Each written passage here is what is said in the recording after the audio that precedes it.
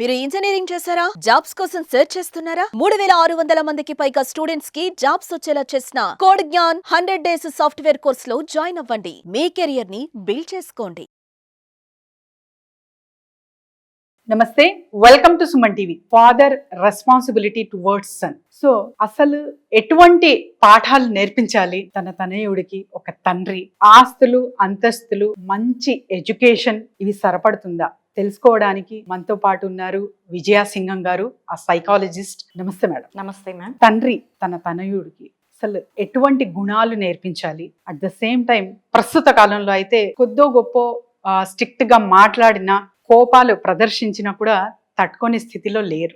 Life అనేది ఎలా ఉంటుంది అండ్ మనకు ప్రాబ్లం వచ్చినప్పుడు ఎస్పెషలీ దాన్ని తట్టుకునే శక్తి ఎలా మనలో మనం బిల్డ్ చేసుకోవాలి అనేది తండ్రి తనయుడికి ఎలా నేర్పించాలి మా? ఇక్కడ తండ్రి ఒక కొడుకుకి నిజమైనటువంటి హీరో మనం అంటాం, మొదటి హీరో అని. కానీ ఒక ఆదర్శంగా తీసుకునేటువంటి వ్యక్తుల్లో మొదటి వ్యక్తి తండ్రి అవుతాడు కొడుకు. కాబట్టి ఎటువంటివి నేర్పించాలి అంటే, ఇప్పుడు వచ్చేటువంటి జనరేషన్కి తగ్గట్టుగా ఏం చెప్పాలి అన్ని మెళకువలు అంటే, మొట్టమొదటిగా నిజమైనటువంటి బలం అంటే ఏంటి అనేది తెలియపరచాలి. ఇప్పుడు చాలా మంది అంటే టీనేజర్స్ జిమ్కి వెళ్తున్నారు, శారీరక దారుఢ్యాన్ని ఎలా పెంచుకోవాలి, ఎలా సిక్స్ ప్యాక్ చేసుకోవాలి, ఎంత స్టేబుల్గా ఉండాలి అనే దాంట్లో బాగా కాన్షియస్గా ఉంటున్నారు.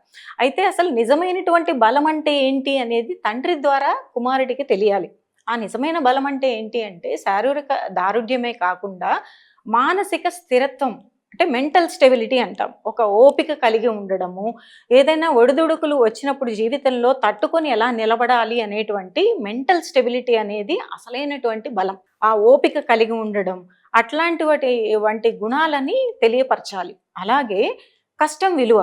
ఇప్పుడు ఈ రోజు బాగా జరుగుతుంది కదా అని చెప్పేసేసి ఏదంటే అది చేసేయటం కాకుండా, ఒక కుటుంబం నిలబడటానికి, చక్కటి అభివృద్ధి పొందటానికి కష్టం అనేది ఎంత ఆవశ్యకత, దాని విలువ ఏంటి అనేది తెలుసుకోవాలి. అలాగే కొన్ని విలువలు, ఇప్పుడు మహిళల్ని ఎలా గౌరవించాలి అనేటువంటి విలువల్ని చెప్పేదానికంటే కూడా ఒక తండ్రి తన తల్లిని ఎలా చూసుకుంటున్నాడు, అలాగే భార్యతో ఎలా మెలుగుతున్నాడు, తన చుట్టాలు ఉంటారు కదా మహిళలతో, వివిధ సందర్భాల్లో తన తండ్రి ఎలా మెలుగుతున్నాడు, ఎటువంటి గౌరవాలను ఇస్తున్నాడు అనేది కొడుకు గమనిస్తూ ఉంటాడు. ఇవాల్టి రోజున మహిళలపై ఎన్నో అఘాయిత్యాలు మనం చూస్తున్నాం. ఎట్లా అంటే, వాళ్ళు కొంచెం కూడా ఒక ఎంపతి కానీ లేకపోతే ఒక వాల్యూ కానీ లేకుండా మహిళల పట్ల అకృత్యాలకు పాల్పడుతున్నారు. టీనేజర్స్ని మనం ఎంతో మందిని చూస్తున్నాం. ఎందుకు అంటే, ఇక్కడ వాళ్ళకి ఫ్యామిలీలో మహిళల యొక్క విలువ గురించి ఎటువంటి సందర్భాల్లో అయినా కూడా మహిళల పట్ల ఎట్లాంటి దృక్పథాన్ని కలిగి ఉండాలి, ఎలా తెలియపరచాలి, ఏదైనా కానీ ఒక మంచి విధానంలో సానుకూల దృక్పథంతో ఎలా స్పందించాలి అనేది తండ్రి ద్వారా నేర్పించుకోవాలి. ఇది ఒక అంటే కుటుంబ పోషకుడుగా మనం తండ్రిని చెప్తాం ఎప్పుడు కూడా. అంటే ఒక పోషణకి చూడటం కానీ, వాళ్ళకి ఏమేమి అవసరాలు కావాలి ఇవన్నీ కూడా తండ్రి తీరుస్తూ ఉంటాడు. అది ఆ యొక్క స్టేజే కాకుండా తండ్రి ఎటువంటి బాధ్యతల్ని నేర్పించాలి అంటే, ఇటువంటివి తను ఆదర్శంగా నిలవాలి. మొదటగా తను చేస్తున్నది చూసి నేర్చుకునేది ఎక్కువ ఉంటుంది. పిల్లలు టీనేజర్స్ చెప్పేదానికంటే కూడా అది ఎక్కువ నేర్చుకుంటారు వాళ్ళు. కాబట్టి ఇటువంటి విలువల్లో ఇంకా మరి ముఖ్యంగా చెప్పాల్సింది ఏంటంటే, వైఫల్యాలను ఎదుర్కోవటం. ఇప్పుడు చాలా మంది ఒక చిన్న ఎగ్జామ్లో ఒక మార్క్ తగ్గిందంటేనే సూసైడ్ చేసుకునేటువంటి పిల్లల్ని మనం ఎంతో మందిని చూస్తున్నాం. తల్లిదండ్రులు ఎలా తీసుకుంటారు, రేపు నాకు దాంట్లో ర్యాంక్ రాలేదు, ఇందులో సీట్ రాలేదు అనేటువంటి వాటిల్లో పిల్లలు సతమతమైపోతున్నారు. తల్లిదండ్రులకి చెప్పలేక, వాళ్ళలో వాళ్ళు ఉంచుకోలేక ఆ సడన్ డెసిషన్స్ ఇంపల్సివ్గా తీసుకొని సూసైడ్స్కి దారి తీస్తున్నాయి అన్నమాట. కాబట్టి వైఫల్యాలని ఎలా ఎదుర్కోవాలి అంటే, ఒక జయాపజయాలు అనేవి సహజంగా వస్తాయి కాబట్టి వాటిని ఎలా తట్టుకొని నిలబడాలి, దాన్ని ఎటువంటి సానుకూల దృక్పథంతో తీసుకొని ముందుకెళ్ళాలి అనేటువంటివి కూడా నేర్పించాల్సింది. ఇక ఇవన్నీ ఫ్యాక్టర్స్ అయిన తర్వాత ఇంకా తెలియపరచాల్సింది ఏంటి అంటే, కొడుక్కి ఆర్థిక పరమైనటువంటి క్రమశిక్షణ. మనం పిల్లలే కదా, ఇప్పుడు ఏముంది వాళ్ళకి ఖర్చులకి ఇచ్చేస్తే సరిపోతుంది కదా, వాళ్ళు నేర్చుకోవాల్సిన టైంలో వాళ్ళు బాధ్యత నేర్చుకుంటారు అనుకుంటాం. కానీ డబ్బు యొక్క విలువ ఒక ఏజ్కి వచ్చిన వాళ్ళకంటూ ఒక అవగాహన ఏర్పడిన దగ్గర నుంచే డబ్బు గురించి ఒక ఆర్థిక పరమైనటువంటి క్రమశిక్షణను పిల్లల్లో నేర్పాల్సింది. ఆ బీజం పడినప్పుడే వాళ్ళు తమ దగ్గర ఉన్నటువంటి, తమ సంపాదించినా కానీ తండ్రి సంపాదించినా కానీ ఆ డబ్బు యొక్క విలువ ఏంటి, దాన్ని ఏ సందర్భాల్లో ఎలా ఖర్చు పెట్టాలి, వృధా కాకుండా ఎలా చూసుకోవాలి అనేటువంటి ఆర్థిక క్రమశిక్షణ తండ్రి ద్వారానే ఎక్కువ నేర్చుకుంటారన్నమాట కుమారుడు. అసలు ఎలా నేర్పించాలి విజయసింహం గారు? యాక్చువల్లీ అంటే ఏదైనా చాలా వరకు టీనేజర్స్ గురించి మాట్లాడుతున్నాను నేను. సో ఫ్రెండ్స్ పార్టీస్ చేస్తుంటారు అండ్ తర్వాత వీళ్ళ దగ్గర ఫలానా కార్ ఉంది, అలాంటి మైండ్ సెట్స్ గమనిస్తూ ఉంటాం పిల్లల్లో. సో మన ఆర్థిక పరిస్థితి కానివ్వండి అండ్ మన బడ్జెట్ కానివ్వండి, ఖర్చులు కానివ్వండి, ఇవన్నీ ట్రాన్స్పరెంట్ గా పిల్లలతో మనం చర్చించాలా, లేకపోతే జస్ట్ నువ్వు ఇలానే ఉండు అని స్ట్రిక్ట్ గా వ్యవహరించాలా? మీరు చెప్తుంటే మీరు అన్న దాంట్లో ఒక ముఖ్య విషయం రాలేదు, ఏంటంటే మొబైల్ ఫోన్. మీరు కార్లు ఇవి కూడా చెప్తున్నారు, బైక్లు అని, ఎలక్ట్రిక్ బైక్స్ అని, స్పోర్ట్స్ బైక్స్ అని, మొబైల్స్, ఐఫోన్లు అని, దాంట్లో రకరకాల మోడల్, సెకండ్ మోడల్ మార్కెట్ లోకి వస్తూ ఉంటుంది. కరెక్ట్. కాబట్టి మాకు ఈ ఫోన్ లేదు, దీంట్లో వీడియో రాదు, ఫోటోలు సరిగా రావు. ముఖ్యంగా టీనేజర్స్ చెప్పేది మాకు ఐఫోన్ కావాలి. ఐఫోన్ కంపారిజన్స్ అన్నమాట. ఆ తర్వాత మీరు అన్నట్టు ఇంకా డిఫరెంట్ కూడా వస్తుంటాయి మనకు. వాళ్ళు లగ్జరీస్ గా పాకెట్ మనీ అంతంత ఇస్తున్నారు, ఇంత స్పెండ్ చేస్తున్నారు అనేటువంటివి వస్తున్నాయి. మీరు అన్నట్టు ఆ ట్రాన్స్పరెన్సీ అని ఇట్ ఈస్ వెరీ ఇంపార్టెంట్. అంటే మనం ఎంత సంపాదిస్తున్నాము, దాన్ని ఏ రకంగా ఖర్చు పెట్టాలి, మన బడ్జెట్లు ఏంటి అనేవి పిల్లలతో కూడా చర్చించాలి.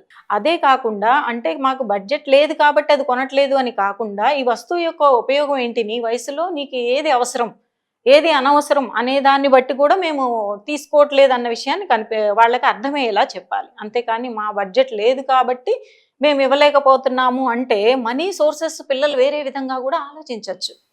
వేరే సోర్స్ ద్వారా, అంటే డబ్బు లేదు కాబట్టి నేను కొనుక్కోలేకపోతున్నా కదా, వేరే యొక్క సోర్సెస్ నుంచి నాకు గనక వచ్చినట్లయితే కొనుక్కోవచ్చు కదా అనేటువంటి ఆలోచనలు వస్తాయి.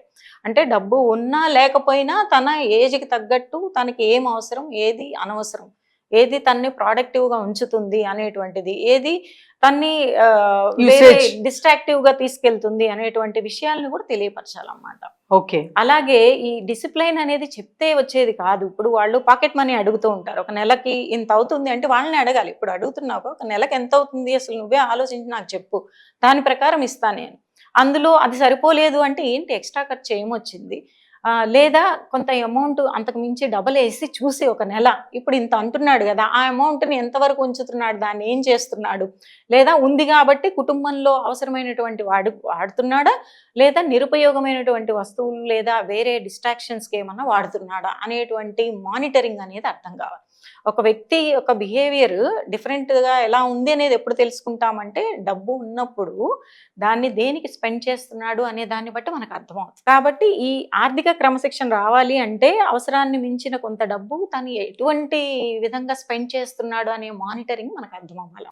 డబ్బు ఉన్నప్పుడు ఒకలాగా లేనప్పుడు ఒకలాగా కాకుండా డబ్బుని ఏ విధంగా ఒక మనల్ని అభివృద్ధిలో నడిపించేటువంటి సోర్స్ లా తీసుకోవాలి అనేది నేర్పు. సో నైస్ అండి. సో ఇలా చాలా మంది పేరెంట్స్ పిల్లలతో బాధపడుతున్న వాళ్ళు ఉంటారు. టీనేజర్ కానివ్వండి, చిన్న పిల్లలు అంటే చెప్పిన మాట వినరు అనమాట, స్టబ్బన్ గా ఉండడం. అండ్ తర్వాత అసలు ఏదైనా పేరెంట్స్ చెప్తున్నారు అంటే ఫస్ట్ లిజనింగ్ అనేది అక్కడ ఉండదు. సో ఇలాంటి పేరెంటింగ్ కి ఒక సొల్యూషన్ కావాలంటే మిమ్మల్ని ఎలా సంప్రదించాలి విజయసింహం గారు?